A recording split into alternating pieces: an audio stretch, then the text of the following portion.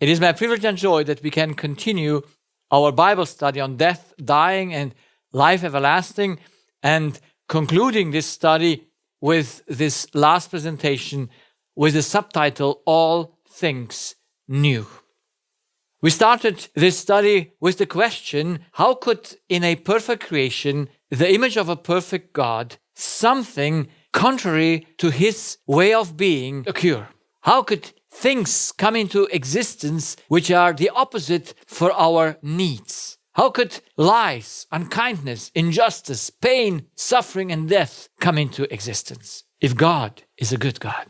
These questions we have answered in this series. And we want to conclude what we have learned in a shortest way I can put it together. So everything started with the self-deception of Lucifer in order that he thought he could change his species, his identity. He thought he can become a god. The same was tempted Adam, to put God under question. But you cannot question God except you become as high as he is. So this was never a choice, because God couldn't give a choice to something that's impossible. You see, if Lucifer or Adam would have tried to do something reasonable, that would be a choice. But in front of a cement wall, which is thick, to try to get through it doesn't make sense.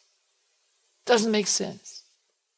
Now, if you have a glass wall so that you don't see the glass, you might enter in and get aware, oh, I didn't see it. But when you see it and you still try it, it remains inexplicable.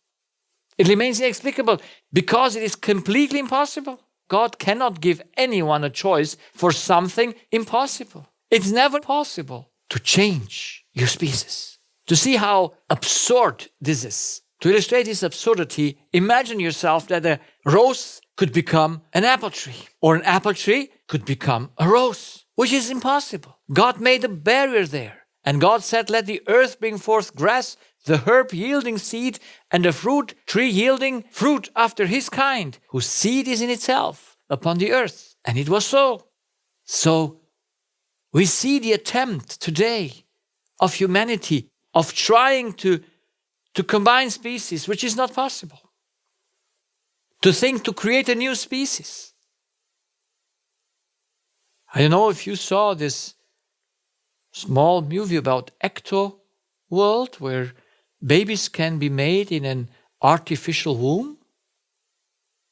And there is no danger there. There's no risk of any disease or miscarriage because it's all under the control of this technical womb where the baby can grow. It's all better than God made it. No risk factors. You can even choose to say if your child wants to be super intelligent or not so intelligent, because you can master the combination of the genes. We don't know. It's a mystery how they wanted to get through the wall. But we see it. It's reality. We still do it. Try the impossible. But the impossible remains impossible. A fish cannot become a hen, and a hen cannot become a fish. And God created great whales and every living creature that moveth, which the waters brought forth abundantly after their kind, and every winged fowl after his kind. And God saw that it was good. There is no change of species. There was never a chance that Adam could become God or God could become Adam, because there is an absolute wall between a cause and an effect. God being the cause cannot become the effect, and the human being the effect cannot become the cause. This should all give our reason enough food to not try anymore the impossible. But even today we see it. How they want to be changing their species, want to change their genetics, want to change their sex because they want the gender, because they think, this is it. And God created man in his own image. He's a creature.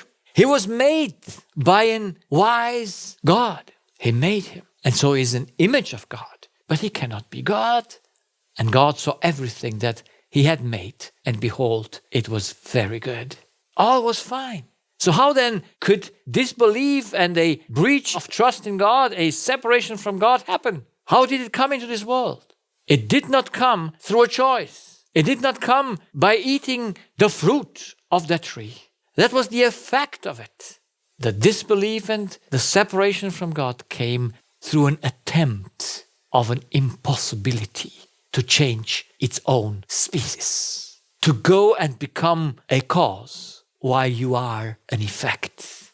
Lucifer never could become a god, and Adam never can become a god. They believe it, we believe it now, we see it. But it's a total impossibility. It's making no sense of nothing. That's why it remains a mystery. There's never a choice to, when you see the wall and still want to go through it. That's self-deception, because God cannot give you a choice to go to something that is impossible. And it doesn't make sense to try it. Doesn't make sense to try it. But now that it happened, we can see it everywhere.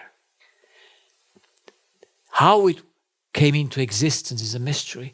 That it is now so that humans believe they're gods, that humans believe they can change their species, and then evolution just proves in their sight that out of one species can come another one.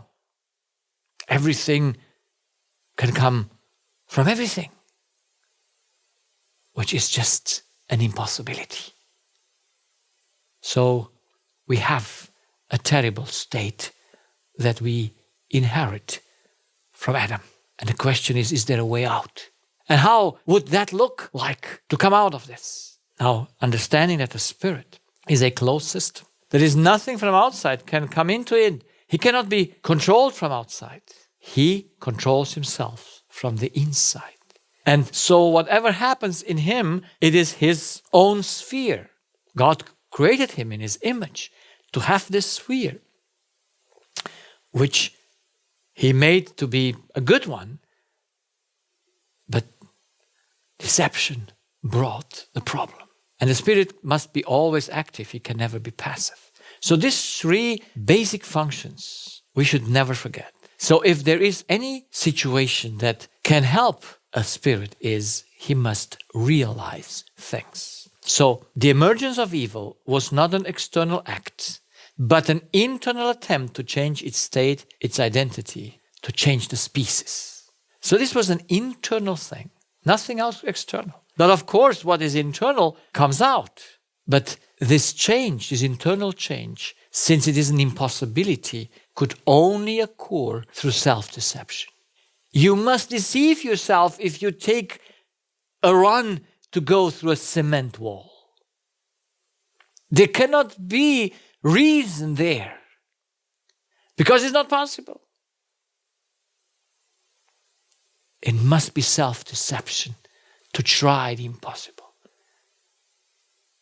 Now, in order to come out from here, the Spirit must see that he is in self-deception. He must recognize his inner state of self-deception in order to then let it go and replace it with the truth.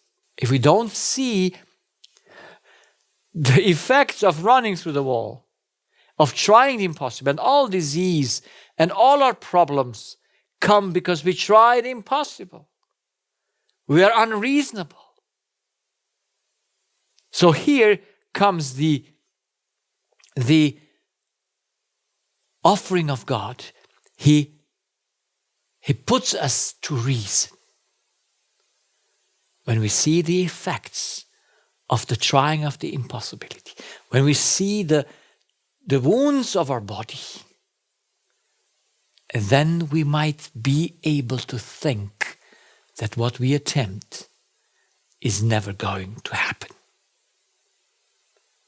I had this week a lady about 44 years old, and she has 2 children which have some health issues.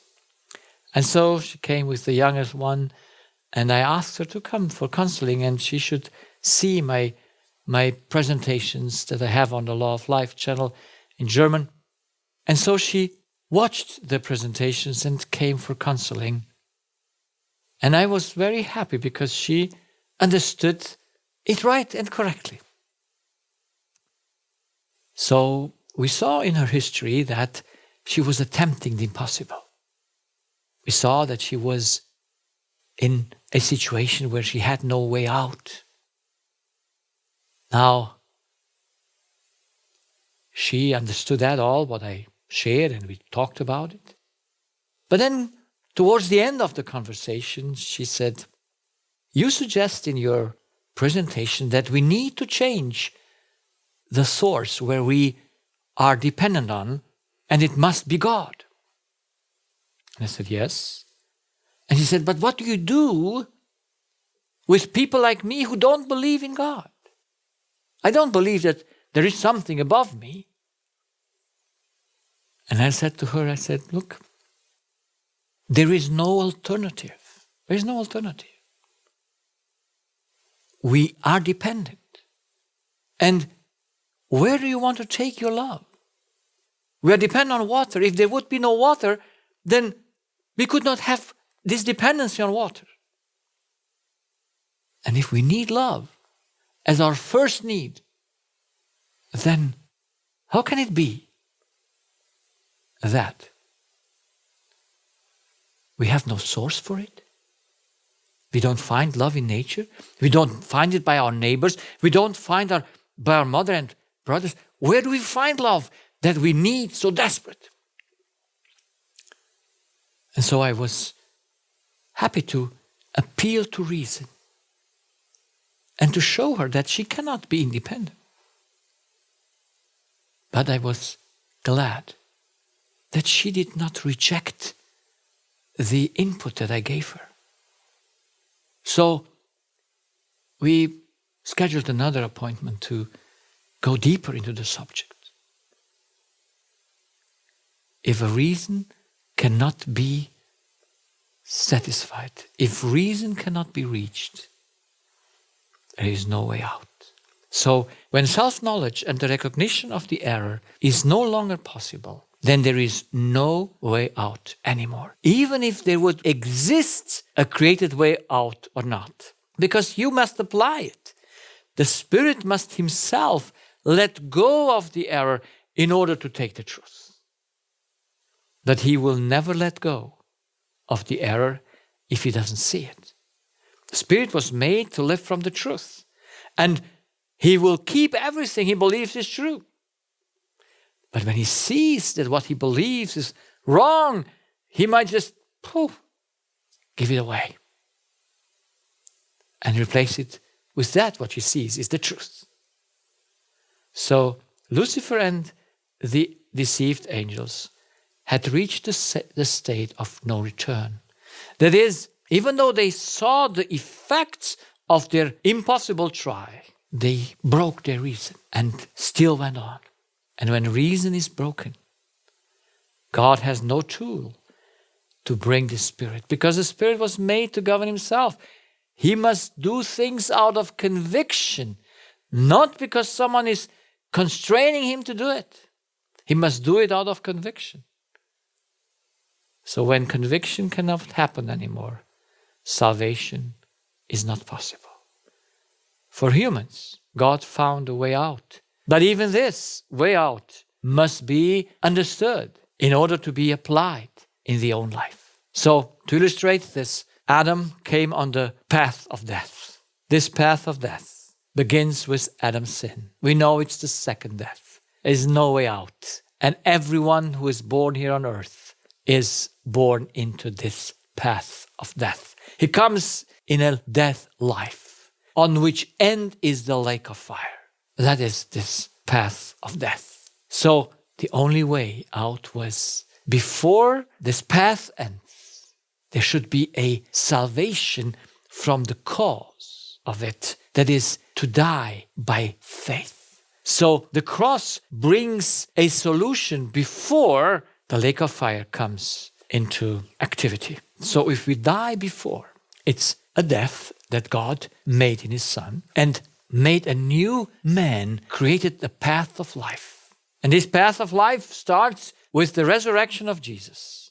Now He was crucified from the beginning of the world, so even though He did it later through the symbol of the sacrificial animals, by faith, the same thing happened in Abel, in Adam, because they took the new life and they gave up their own life and killed the animal. So everyone is on the path of life who is born again, who is born from above. And the end of this path of life is the New Jerusalem. It's the new creation. So this is, in a most simple way, how God solved the human problem, to offer everyone who was born on the path of death to have a way out before ye reach the lake of fire. So how did God do this? He added to His divinity humanity. This was the only way to come into the spirit of man, because He cannot be governed from outside. So God conceived in Mary Jesus Christ, the human Jesus Christ. And by the law of inheritance, He inherited 50% of His spirit from God and 50% of His body from God, like He inherited 50% of His spirit from His mother and 50% body from His mother. So He inherited from His Father the truth in His spirit. So the inheritance, the spiritual inheritance that Jesus got from His Father was the truth about Himself. So in the moment of conception, He connected to His Father, because this connection is an automatism. It is unconscious, because no one can function without having a connection. In our lives, when we are conceived by a human parent, the spirit immediately connects to Mother Spirit, because it cannot exist from himself. It's impossible. So the Spirit of Christ connected to His Father by the truth that was in Him. And He also inherited the lie from His mother, because He came to overcome this. He came into a death life. Flesh and blood is a dead life. And being in this dead life, He came to destroy the cause of death. So now, making companionship, the Son with the Father, in a work that they did together, they destroyed the sting of death. They destroyed the error from the human spirit to believe that He's a God. On the cross, when Jesus cried, "It is finished," that thing was eliminated from His spirit, forever gone. But He was still in a dead life. So that's why He must die completely.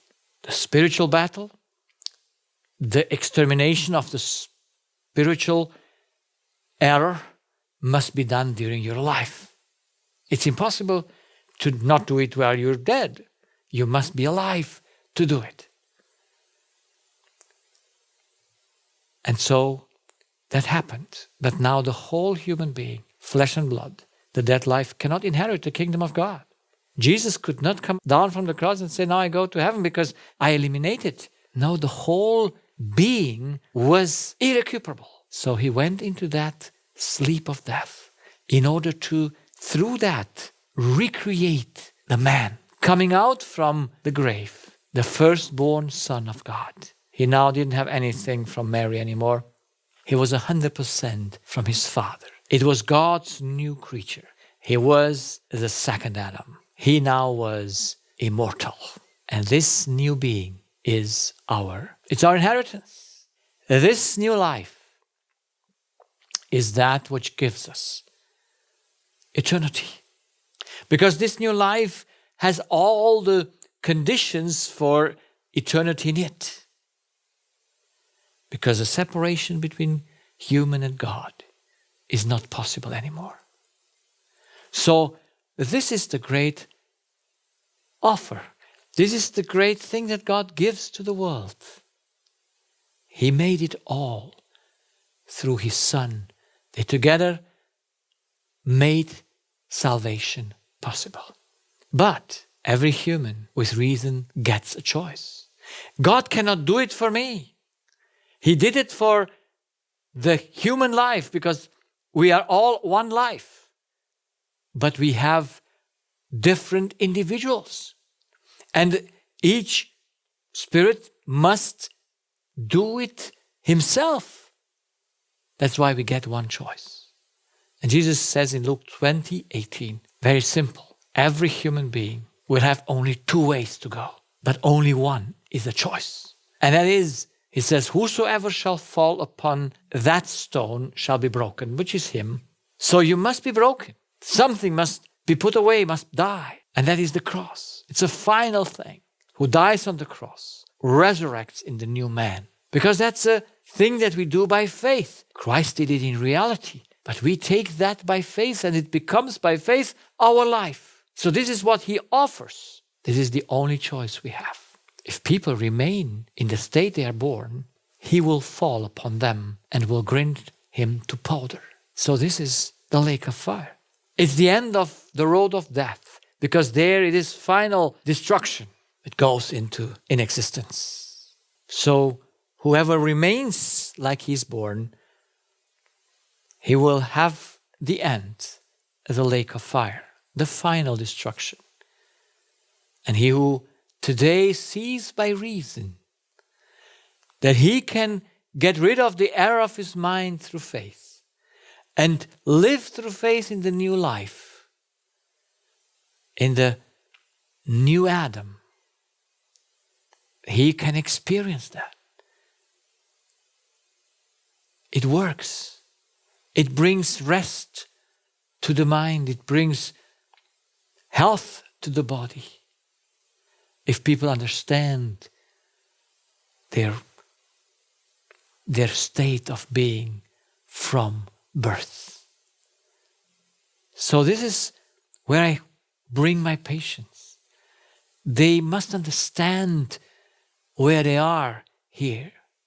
And they must see how evil it is with them when they remain in deception.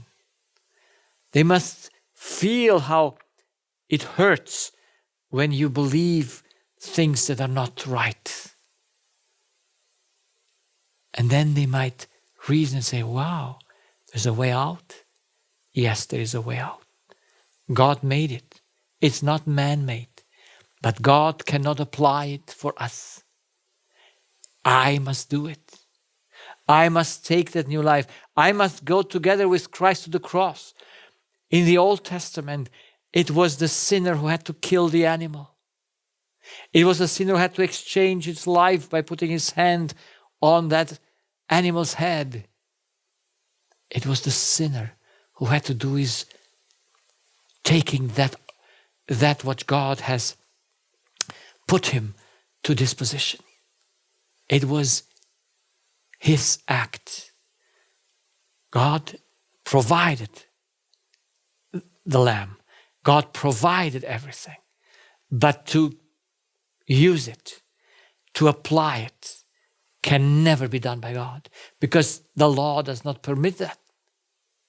God gave me the action to drink, to eat, to walk, to think. He cannot take that away. I must do it. I could not save myself anymore. I was caught in. If God would have not made this way, this path of life, we would all end up here, or would not even exist, because God not want anyone to exist. We only exist because we can escape this and go through the cross into a new life that is eternal and not into an eternal death. So, as man, when he sinned, was completely lost. So the earth, when the king of the earth disconnected from the source of life, it is evident that that which is connected to him cannot survive. So that's why we see after 6,000 years the destruction of the earth because of man's disconnection from God. So even there are still beautiful places on this earth because God in his grace kept those. But even these beautiful places are destroyed by sinfulness of man. That's why they are not recuperable. This earth must end up as well in the lake of fire. Peter describes it in his 3rd chapter, in his 2nd letter. The earth will melt in the fire. All elements will melt in that final fire that must destroy, must melt everything so that God can create a new world, a new heaven, and a new earth. We read in Revelation 21:1, and I saw a new heaven and a new earth, for the first heaven and the first earth were passed away, and there was no more sea. So, out of that melted element, he creates a new one, exactly like he created out of the old elements of the human being, of his body and his spirit. He made a new one through Christ and in Christ. So, this is our hope, that soon Jesus will come the second time. And after then, the 1,000 years, this final thing will happen. Now, finally, God has restored his universe. It is perfect again. Everything that was not good was now eliminated through the lake of fire. How did God do it? Did he do it by force or by might? No, he did it by appealing to the reason of his created beings that have a spirit. All questions regarding God are solved. The saved ones, they agreed with the principle to live by love. They got by reason the conviction the way God made things to be cannot be changed. And they agreed to it to function like that because it is fun to live with love.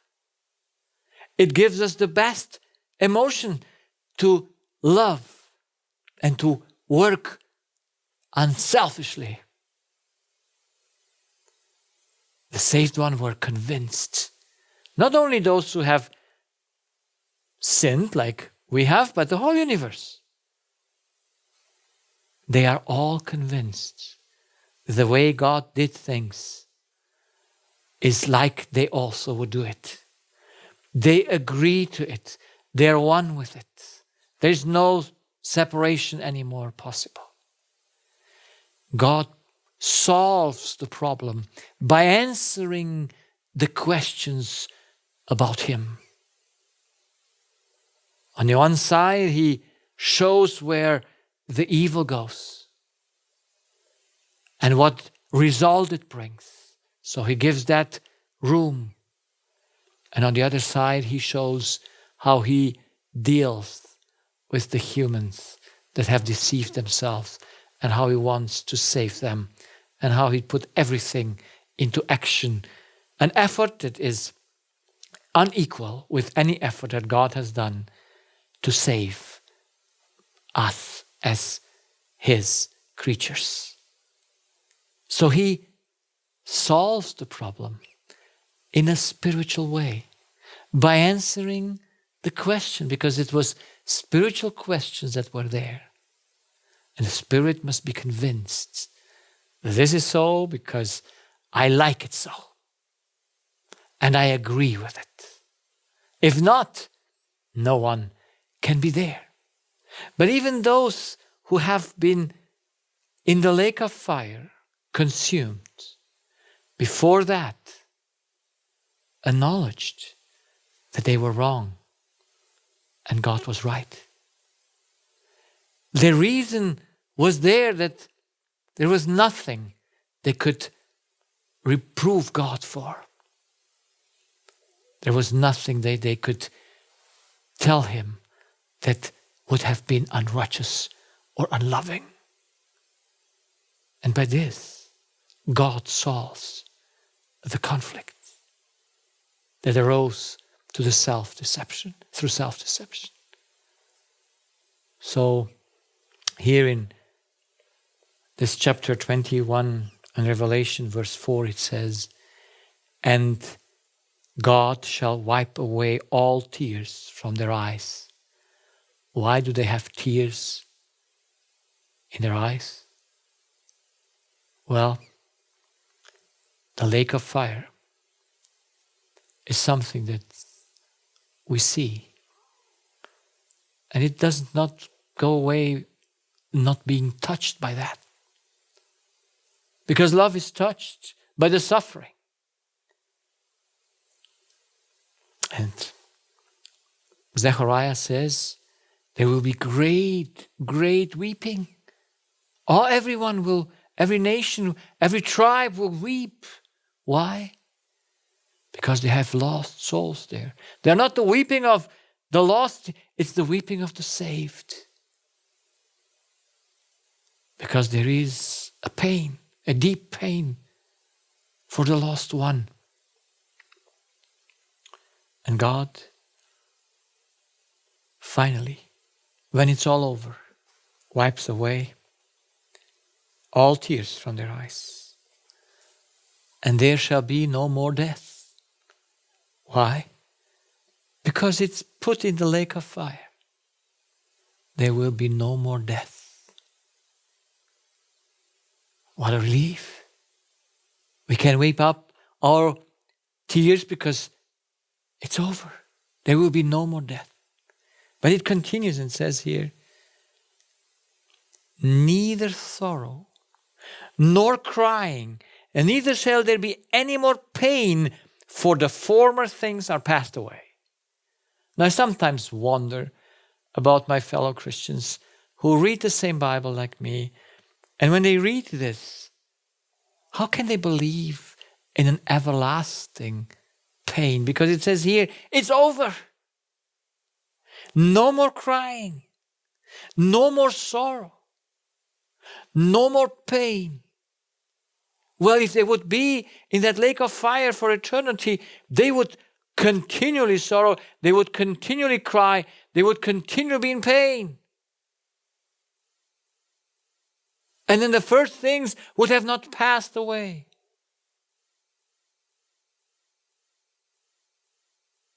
And he that sat upon the throne said, behold, I make all things new.